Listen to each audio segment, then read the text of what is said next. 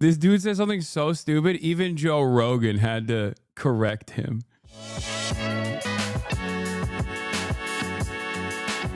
Anyway, the stock market drop, Ross Perot's tariff speech and government spending. I can't wait to hear. This is how we're going to wrap up the tariff conversation, and then I'm going to move on to Tim Pool. Let me think about what I think about things instead of being inundated by all these other people's thoughts constantly all day long, which is valuable. It's good to get other people's perspectives on things. I think it enriches you.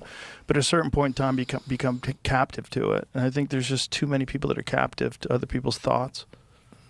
I think so, too. That's why I'm so close-minded. And I really am. I'm truly close-minded, and I think you're open-minded. And I try to be. And I struggle with that because just letting people pour information into my head, you know, I just tend to avoid it. Isn't this the you might be a redneck guy? He's like, right? Am I crazy? I am engaged. You know, in that I do follow things closely, and not the stock market, but he's one of them. He's not the plumber guy, but he's one of the redneck comedians. Everything else, but you know, that's been a little bruiser. Don't follow the stock market right now. It's so baffling. It's so crazy. Like, what is going on? Like, the whole world is mad at us. Trump's playing golf, and in between swings, he's on the phone with presidents of countries. We're going to need more money. Yeah, that's what somebody told me the other day. Like, is he playing checkers? Is he playing chess? He's playing golf. He's playing golf. Like, what does that mean? Everybody wants to think there's some, like, grand plan to it. Well, they think the grand plan is, look, you know, we remember back when was it the 92 elections when Ross Perot was in? Mm-hmm. So when Ross Perot laid out what happened, do you remember during that debate where Ross Perot laid out what happened with the tariffs? So that, like, when we try to sell stuff over there, we get a high tariff. It's like a 35% tariff, but they don't get tariffs when it comes over here. It's not the same. It's not like, you know, you guys, there's a tax on everybody if you want to sell your goods to encourage people to buy American products. If you want to sell your products in America, we get a tax. That tax goes to the grid or whatever the hell they're fixing with it. Right. And Ross Perot was laying it out like this is how all the jobs went to Mexico. Because have you ever seen that, Jamie? It's see if you can find it. It's a great speech. Because Ross when he talked about the giant sucking sound. Yes. You actually mentioned that earlier in the podcast. That's what I was talking. Bro, in Ross Perot's time, what's really funny about people talking about shit that politicians were saying like 30 years ago, 40 years ago, is that the global trade scheme that we designed, the American government designed, was nowhere near as complex. Okay?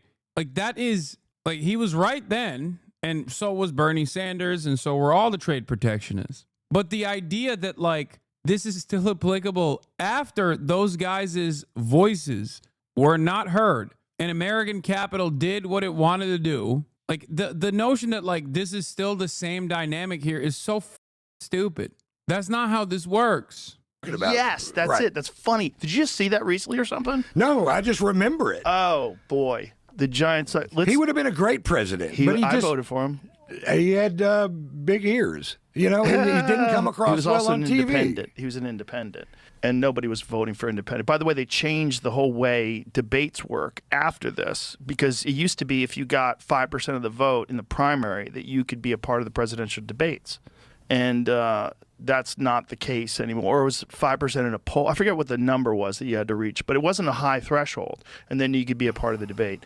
And they changed the shit out of that after this because Ross Perot tanked it. They thought HW was going to go for a second term. Right. And meanwhile, Ross Perot f***ed it up because a lot of people that would have voted for Bush voted for Ross, and the people that were already going to vote for Clinton voted for Clinton, and Clinton won. But play this, Jim. $13, $14 an hour for factory workers. And you can move your factory south of the border, pay $1 an hour for labor, hire a young 25. Let's assume you've been in business for a long time. You've got a mature workforce. Pay $1 an hour for your labor. Have no health care. That's the most expensive single element making a car. Have no environmental controls, no pollution controls, and no retirement. And you don't care about anything but making money. There will be a giant sucking sound going. There it is, right there.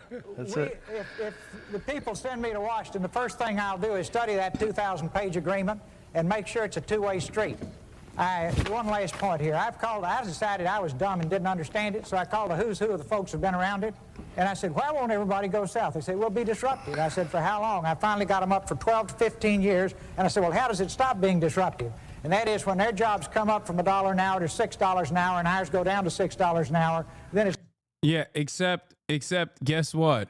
It doesn't work that way if we also consistently dominate those countries and the trade relations that we set up with people that have allegiance to capital in the same way and can take advantage of the lack of protection that those countries have to consistently keep labor costs down on top of the political destabilization that America engages in. So then it's great. You never actually have to adjust prices at all. It's leveled again, but in the meantime, you've wrecked the country with these kinds of deals. Jesus Christ. He was what right. a smart man. He was right. And that's Yeah. exactly what happened. American manufacturing collapsed. Yeah. And they did it all for money. And they did it all because they were greedy. They were already rich. Right. I don't understand the trade war with Canada, because have you ever met a Canadian that had $35 in his pocket? No.